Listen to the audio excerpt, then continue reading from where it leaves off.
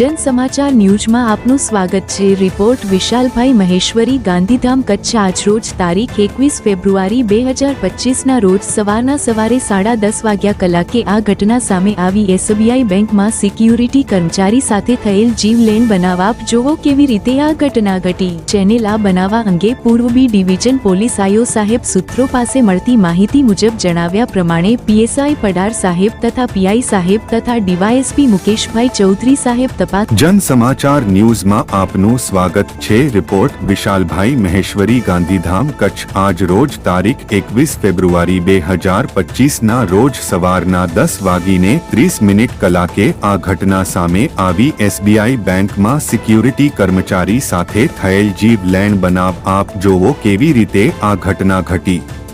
જન સમાચાર ન્યૂઝમાં આપનું સ્વાગત છે। રિપોર્ટ વિશાલભાઈ મહેશ્વરી, ગાંધીધામ, કચ્છ। આજરોજ તારીખ 21 ફેબ્રુઆરી 2025ના રોજ સવારે 10:30 વાગ્યા આ ઘટના સામે આવી। એસબીઆઈ બેંકમાં સિક્યુરિટી કર્મચારી સાથે થયેલ જીવલેણ બનાવ। આપ જોવો કેવી રીતે આ ઘટના ઘટી। ચેનલ આ બનાવવા અંગે પૂર્વ બી ડિવિઝન પોલીસ આઈઓ સાહેબ સૂત્રો પાસે મળતી માહિતી મુજબ જણાવ્યા પ્રમાણે પીએસઆઈ પડાર સાહેબ તથા પીઆઈ સાહેબ તથા ડીવાયએસપી મુકેશભાઈ ચૌધરી સાહેબ તપાસ દરમિયાન ઘટના સ્થળે પહોંચી ત્યારે સામે મળતી માહિતી તપાસ અનુસાર કે આ બનાવ થયેલ વ્યક્તિ એસબીઆઈ બેંકમાં પ્રાઇવેટ સિક્યુરિટી ગાર્ડ તરીકે ફરજ બજાવતા હતા। નામ અજીતભાઈ મહેશ્વરી। તેઓ પહેલે ઇન્ડિયન એક્સ આર્મી જવાન રિટાયર્ડ હતા અને એસબીઆઈ બેંકમાં છેલ્લા 5 વર્ષથી ફરજ બજાવતા હતા અને આ બનાવ પગલે તેમના પાસે લાયસન્સવાળી 12 બોરવાળી પોતાની ખાનગી ગન સેફટી માટે પોતાના પાસે હતી અને ગત તારીખ 21 ફેબ્રુઆરી 2025ના સવારના રોજ સવારે 10:30 વાગ્યા ગાંધીધામ ઓસ્લો આગળ એસબીઆઈ બેંકમાં સિક્યુરિટી અજીતભાઈ પોતાની ગન ખંભામાં લટકાઈને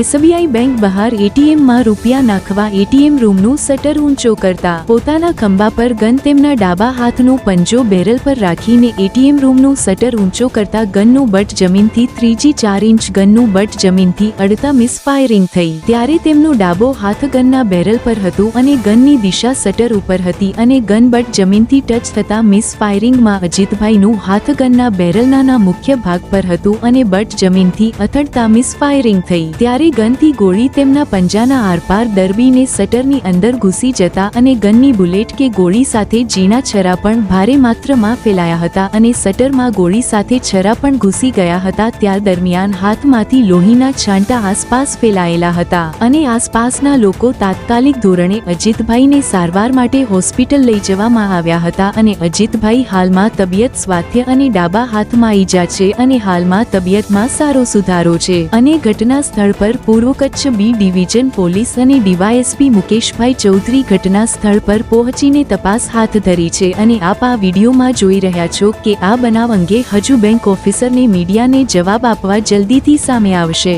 કારણ અને આ બનાવ અંગે કોઈ નાની મોટી વાત નથી। કેટલા લોકો એક મોટી નામ ધરાવતી એસબીઆઈ બેંક તેમના આમ જનતા બેંકના કામથી આવજાવ તથા નાના બાળકો પણ હોય છે અને ત્યારે કોઈ અણુ બનાવ બની જાય તો જવાબદાર કોણ? અને ગાર્ડ અગર ગન સાથે હોય તો ફરજિયાત 2 ગાર્ડ હોવા જરૂરી હોય કે કેમ? તેઓ ઝડપેથી બેંક ઓફિસરથી મુલાકાત જન સમાચાર ન્યૂઝ ઇન્ટરવ્યૂ માટે મુલાકાત થશે અને પોલીસ અધિકારી સાહેબોથી પણ આ ઘટના વિષય ચર્ચા સામે આવશે। ધન્યવાદ। Jan Samachar news YouTube channel Gandhidham, Kutch. Vishalbhai Maheshwari સાથે થતા વસંતભાઈ ભાનુશાલી સાથે। જય હિન્દ, જય ભારત।